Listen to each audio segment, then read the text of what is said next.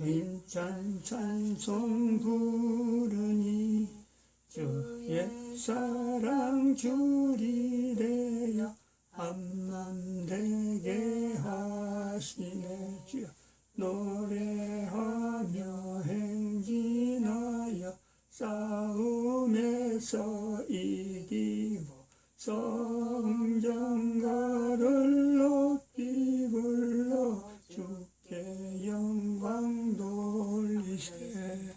땅과 하늘 만물들이 주의 솜씨 빛내고 주여 별과 천사 노래소리 끊임없이 더 높아 불과 숲과 산과 골짜 들판이나 바다나 모든 만물 주의 사랑 기뻐 찬양하여라. 아멘. 하나님 말씀 창세기 2장 24절입니다. 합독합니다. 이러므로 남자가 부모를 떠나 그 아내와 연합하여 둘이 한 몸을 이룰지로다. 아멘. 기도드립니다. 할렐루야. 복된 시간 허락해 주신 것 감사합니다. 참여한 모든 자들의 성령님께서 함께하여 주시옵시고 참여한 모든 자들이 하나님 앞에서 참으로 복된 주의 일꾼 되어지는 거룩한 시간 되도록 역사하시고 역사하여 주시옵소서. 은혜 내려 주시옵소서. 감사드려오고 예수님의 이름으로 기도드립니다. 아멘.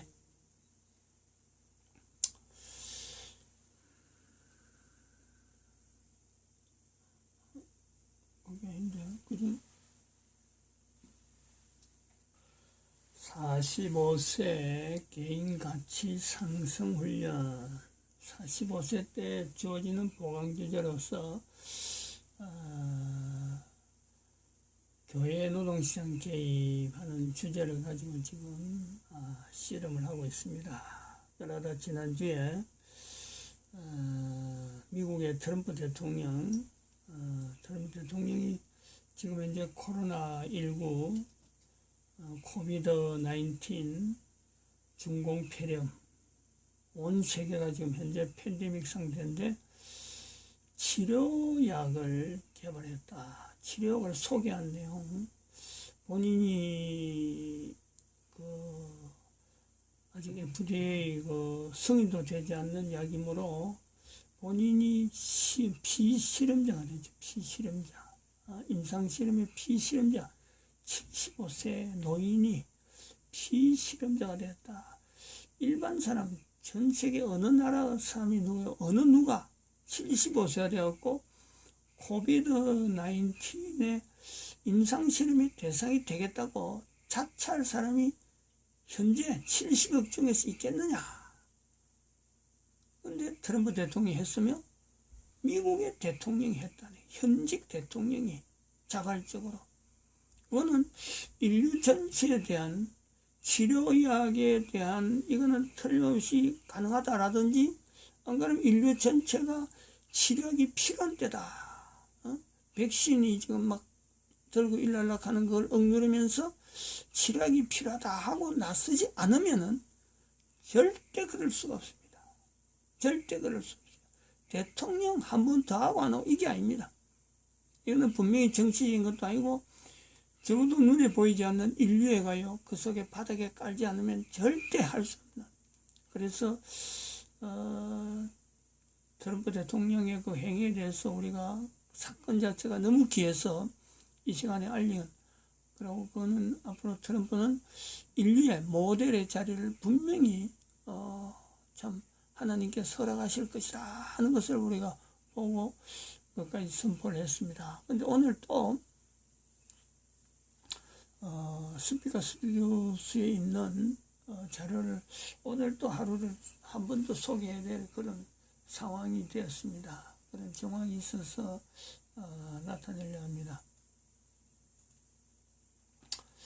스피커 스튜디오라고 운영하는 그 유튜버죠, 유튜버. 그 중에서 이 여자가 올린 제목이 열병식, 열병식 10월 10일 날, 10월 10일 날 열병식 왜 밤에 했을까 하는 내용입니다.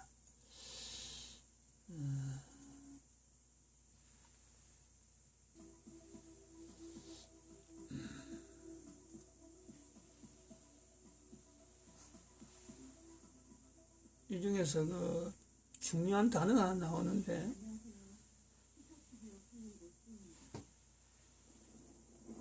그 단어 때문에 하는 겁니다.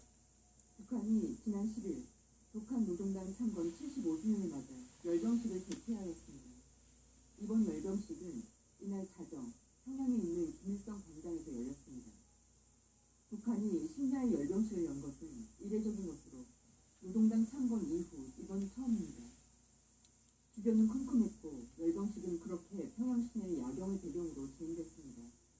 먼저 명예 기병 상징 중대와 53개 도보 중대, 22개 기계화 중대 등이 김일성 광장에 차례로 등장했습니다.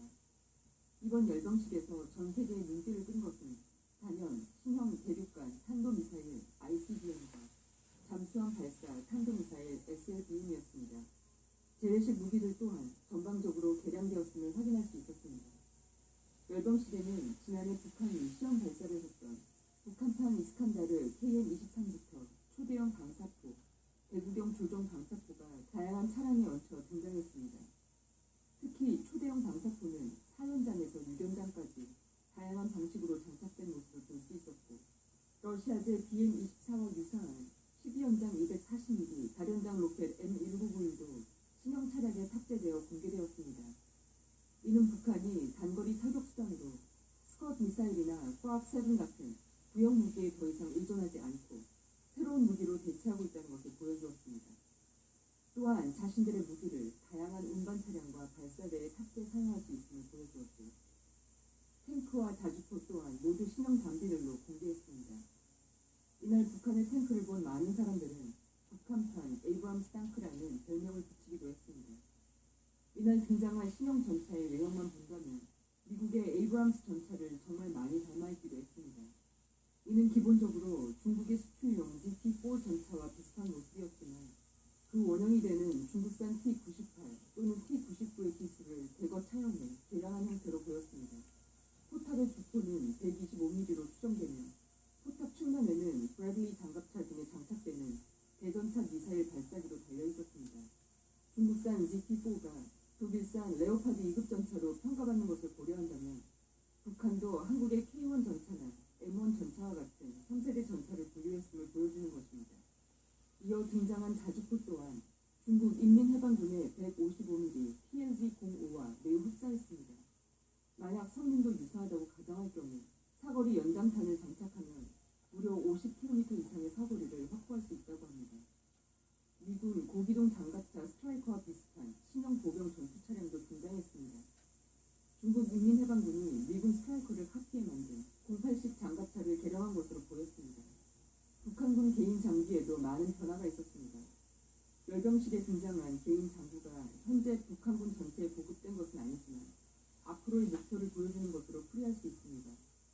열병식에서 북한군 보병은 북한판 AK-47이라고 불리는 5류식 보총이 아닌 5.56mm 구경의 탄환을 사용하는 AK-151과 매우 흡사했습니다. 특수부대로 추정되는 병사들은 특수탄창을 장착한 AK-74E 또는 소음기와 광학 장비를 장착한 AK 소총을 들고 나왔습니다. 헬멧에는 야시경이 달려있었고 손목에는 PDA 단말기가 부착되어 있었습니다. 그렇다면 북한은 왜 하필 심야 시간에 열병식을 가진 것일까요? 이를 두고 전문가들은 컴컴한 새벽에 열병식을 한 것은 김정은이 마지막까지 트럼프를 의식해 열병식 수위를 대폭 조절했다거나 노동당 창건 75주년 행사를 특색 있게 준비하라고 한 김정은의 지시에 따른 것이라고 분석했습니다. 특히 야간에 열병식을 진행할 경우 한미 정보 당국 등이 전략무기 자산을 파악하는 데 다소 장애가 될 수 있다는 점도 새벽에 행사를 치른 배경으로 거론되었습니다. 즉 야간이어서 열병식에 공개한 신형 무기의 식별이 쉽지 않다는 점.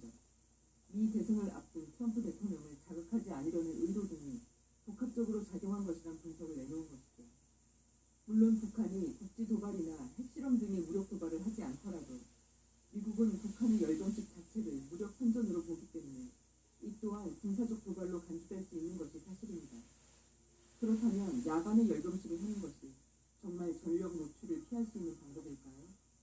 21만 9,500원씩 소리. 북한이 전력 노출을 꺼려 야간을 택했다고 설명하기에는 이번 열병식에 나온 장비들이 너무나도 선명히 식별되었습니다. 열병식 행사장 사열대의 가로등과 도로의 불빛, 그리고 도열하는 각종 무기들을 향하고 있는 여러 가지 조명들 때문에 오히려 한낮의 자연광보다 북한의 장비들이 더 번쩍거리고 디테일하게 잘 보였다는 평가가 있습니다. 열병식 때 찍힌 사진들을 보신 분들이라면 잘 아시겠지만 야간이라고 해서 화기가 보이지 않거나 위장 무늬와 색을 구분하지 못할 정도는 아니었습니다. 북한 병사의 군복, 소총의 액세서리 파츠까지 파악될 정도로 모두 선명히 보여졌습니다. 오히려 인공 조명 때문에 카메라가 비추는 피사체가 더 선명하고 뚜렷하게 보였다는 분석도 있습니다. 즉 북한이 심야 시간을 택한 것은 전력 노출을 피하기 위함이 아니었다는 것입니다. 자신들의 무기를 숨기고자 했다면 애초에 열병식에 신무기 자체를 선보일 필요도 없었겠죠. 이번 열병식에 대해 이처럼 다양한 분석이 나오고 있는데 이번 열병식이 보여준 과거와의 가장 큰 차이점은 밤에 이루어졌다는 것입니다. 그렇다면 낮과 밤의 가장 큰 차이는 무엇일까요? 밤하늘에는 볼 수 없는 것이 딱 하나 있습니다. 바로 태양입니다. 북한은 이번에 태양이 떨어진 열병식을 한 것입니다. 고대부터 태양은 국가의 지도자 혹은 훌륭한 통치자를 상징하는 절대적 존재였습니다. 고대 아즈텍 문명에서는 테스카틀리포카라는 태양신을 숭배했습니다. 이집트에서도 태양신이 절대적인 수호신으로 숭배되었습니다. 그리고 태양신의 아들을 호루스라고 칭했으며 호루스가 인간으로 발현된 존재가 고대 이집트의 왕인 파라오였던 것입니다. 남미 지역을 지배했던 잉카인들 역시도 자신들을 태양과 가까운 그들의 자손이라고 여겼습니다. 이렇게 태양과 관련된 왕권과 국가의 성립은 동아시아에서도 유사하게 나타났습니다. 이들은 황제나 임금을 태양으로 여겼습니다. 때문에 태양의 흑점이 관측되거나 일식현상이 생기는 것을 매우 불길한 정도로 여겼습니다. 과거 태양, 북극성 등의 천문 현상을 관측하고 이것을 토대로 점을 쳤던 샤먼 계급은 당시 무속인과 전통술사의 개념을 뛰어넘는 부족의 우두머리였습니다. 우리나라 역시 삼국시대 이후로 태양을 관측했고 변화를 예측하는 전문 관리를 두는 경우가 많았습니다. 고구려의 경우 매해 태양신에게 제사를 드렸을 정도로 태양을 중요한 상징으로 여겼습니다. 이러한 믿음은 조선시대에까지 이어졌으며 조선에서는 우주를 관할하는 존재를 태양으로 여겼기 때문에 천문 관측 활동 또한 국가의 절대 지도자인 왕의 지시하에서만 이루어졌습니다. 현재 경주의 첨성대는 반월성 한쪽 들판에 자리해 있고 모두에게 공개되는 문화재입니다. 하지만 첨성대가 실제로 사용될 당시에 이 구조물은 국가적 극비사항이었다고 합니다.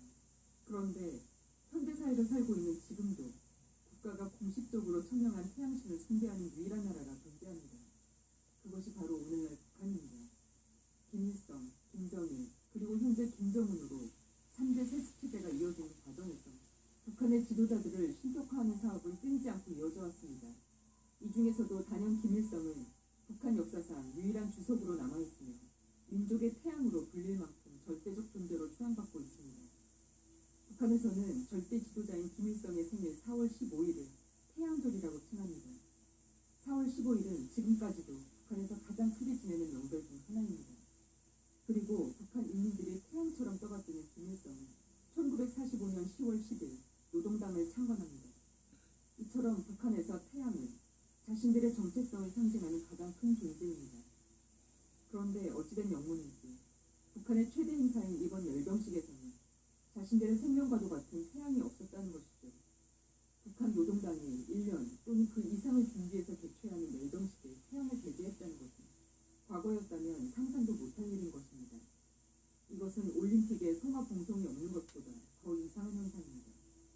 그렇다면 김정은 국무위원장은 왜 이런 결정을 한 것일까요? 현재 북한은 아마도 이런 구도를 취하고 있는 것은 아닌지 생각해봅니다.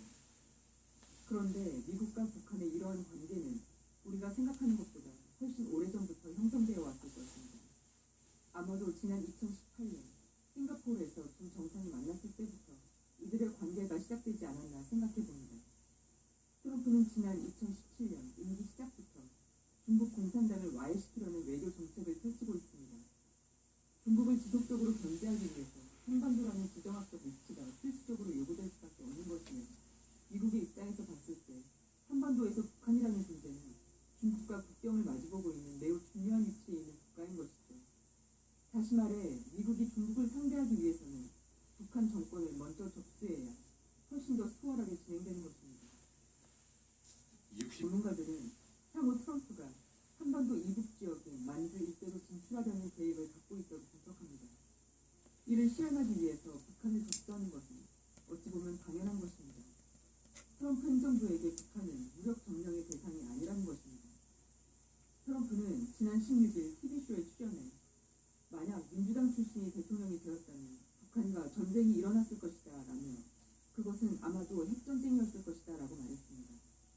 과거 힐러리는 대선 후보 시절 트럼프와는 다르게 북한을 타격하겠다는 엄포를 하기도 했었죠. 힐러리가 북폭에 대해 언급을 하는 바람에 2017년 한국에서는 다음 달의 북폭 가능성, 100일 북한 불바다 등 북폭에 대한 다양한 이슈가 1년 내내 쏟아져 나왔습니다. 그런데 이상하게도 미국은 계속 뜸을 들이는 모습을 보였으며, 북폭은커녕 북한의 어떠한 물리적 행사도 가하지 않았었죠. 그런데 이것은 당연한 일입니다. 대통령이 힐러리가 아니라 트럼프였기 때문입니다. 트럼프는 애초에 북한을 공격할 생각이 없었다고 보는 게 맞습니다. 한반도에 미국 항모가 정박하고 괌에서 이륙한 전략 폭격기가 북한 상공을 비행하는 것도 어찌 보면 하나의 쇼였을지도 모릅니다. 트럼프 대통령 입장에서 자신들이 써먹을 중요한 키맨이 될지도 모르는 국가와 그 지도자, 그리고 절묘한 위치에 자리 잡은 영토, 잘 개발되어 있는 도시와 교각 철도, 어떤 프로젝트에도 단번에 투여될 수 있는 훈련된 북한의 노동력 등을 수십조의 전쟁 비용을 들이고 국제적 비난을 받으면서까지 파괴하는 무모한 짓을 하고 싶었을까요? 절대 그렇지 않았을 것입니다. 특히 현재 미국이 북한 김정은을 상대로 비핵화를 요구하며 계속해서 설득하고 부슬리고 타이르는 또 하나의 중요한 이유가 있습니다. 만약 향후 북한이 핵 개발 및 모든 핵무기를 포기한다면 이스라엘이 중동 주변국의 위협으로부터 자유로워집니다. 왜냐하면 북한으로부터 조달되는 이란 등지의 미사일과 핵무기들이 모두 사라질 것이기 때문입니다. 현재 대선 후보인 조 바이든 또한 힐러리와 같은 대국관을 갖고 있는 정치인입니다. 수많은 미국의 정치 평론가들은 만약 바이든이 대통령에 당선된다면 그는 반드시 북한의 물리적 공격을 할 것이라는 예측을 내놓습니다. 아무튼 현재 이와 같은 김정은의 외교적 자세는 과거 북한의 어떤 지도자들에게서도 볼 수 없었던 것입니다. 향후 미국과 북한의 이와 같은 구도는 한국의 정치계에 엄청난 광풍을 불러일으킬 것입니다. 저는 여기서 한 가지 궁금한 점이 생깁니다. 만약 미국과 북한이 손을 잡는다면 현재 한국의 야당 정치인들은 과연 반미를 외칠 것인지 말이죠. 이날 연설에서 김정은은 인민들에게 미안하다는 말과 함께 눈물을 보이기도 했습니다. 연설 중 북한 내 감염병 사태에 대해 언급하면서 벌어진 상황인데, 그가 미안하다고 하는 것의 전유는 어쩌면 다른 이유 때문이 아닐까라는 생각을 해봅니다. 지금까지 북한 지도자 중 그 누구도 공식적인 자리에서 인민들을 거론하며 연민의 감정을 전달한 사람은 없었습니다. 90년대 대기근으로 많은 사람이 죽고 질병으로 인민들의 삶이 피폐해져도 노동당의 지도자가 직접 이런 모습으로 인민들에게 메시지를 보낸 적은 단 한 번도 없었습니다. 북한은 노동당 창건 이래 과거 수십 년 동안 미국과 암숙 관계에 있었습니다. 북한에서는 태어날 때부터 죽을 때까지 남녀를 불문하고 미국은 절대악으로 간주하며 미국과 친한 한국을 미제 앞잡이라고 조롱해왔습니다.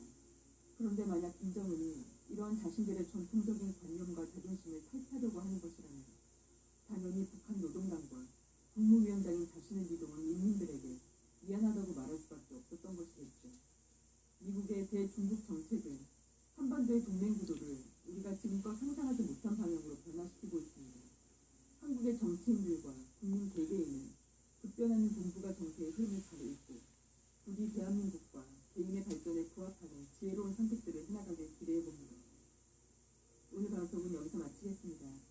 지금까지 스피커 스튜디오 크리에이터 수였습니다. 시청해주셔서 감사합니다.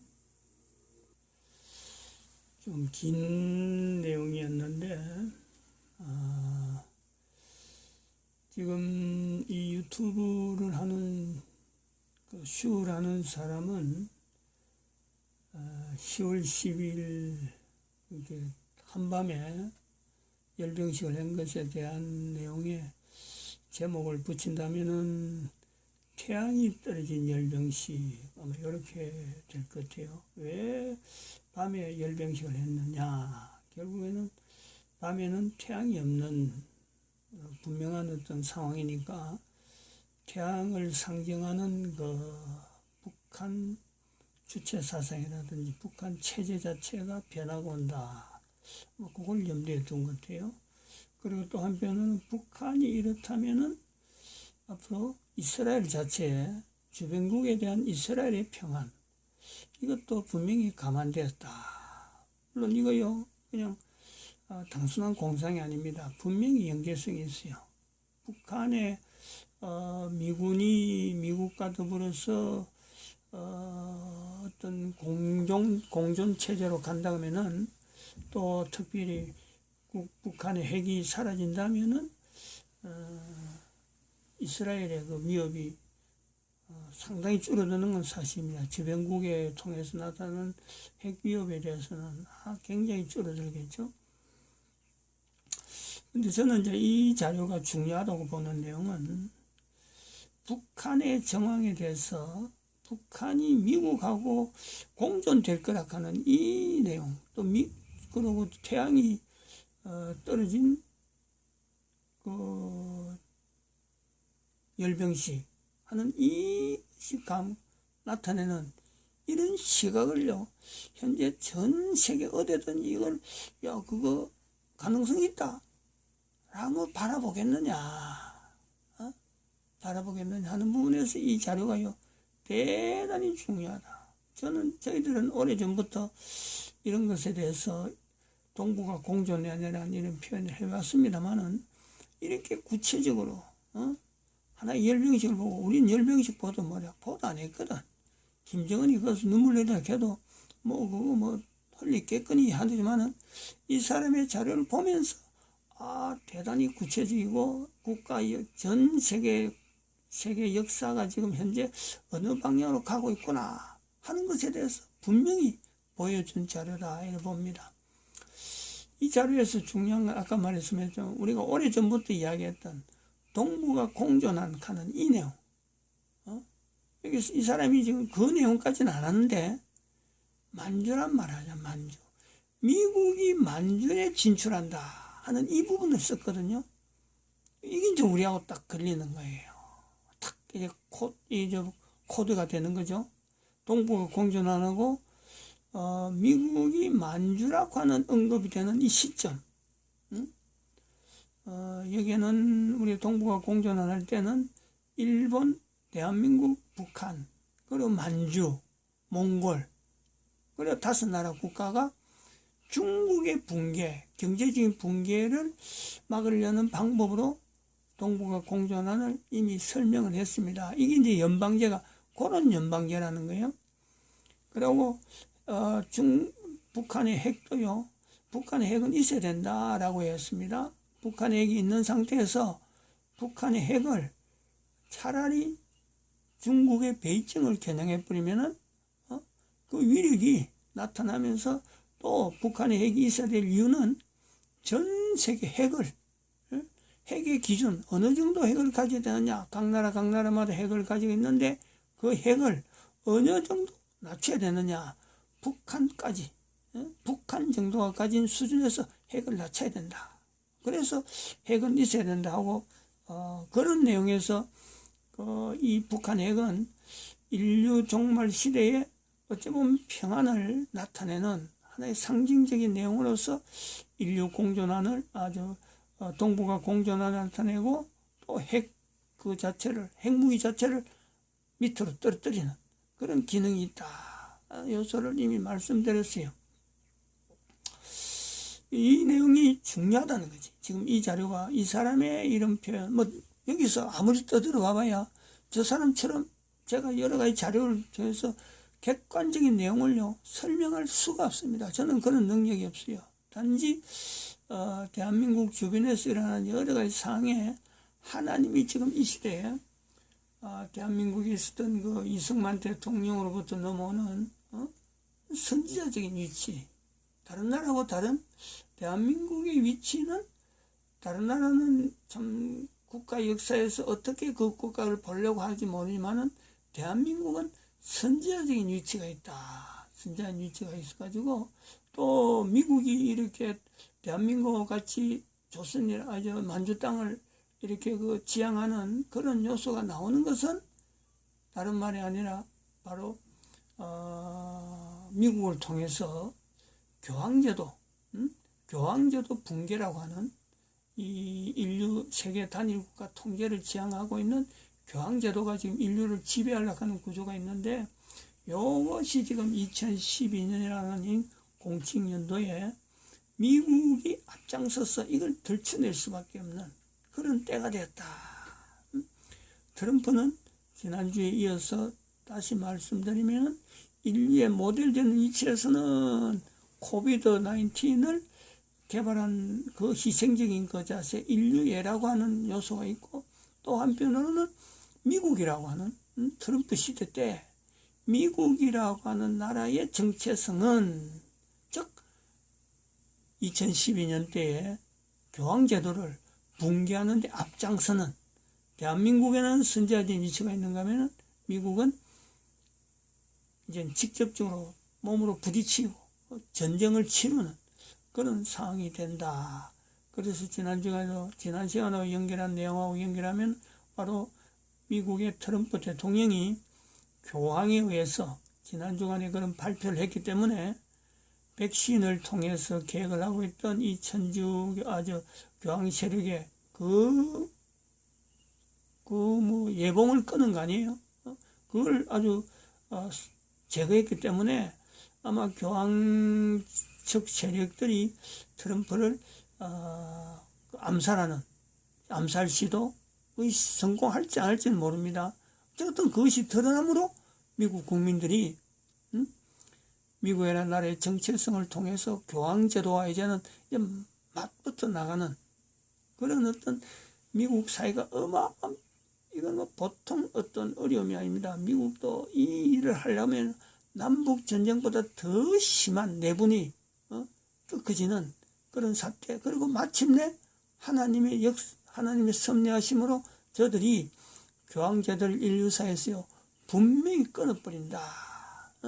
그런 내용에서 미국이라는 나라의 유엔이라고 하는 기구가 있은 이유도 분명히 작동될 거다. 저는 이제 이렇게 보는 거고, 그 상황에서 선지자적인 위치에서 지금 이렇게 표현하는 거다 이렇게 보고 있습니다. 이 자료가 대단히 중요하다 이렇게 봅니다. 마칩니다. 기도드립니다.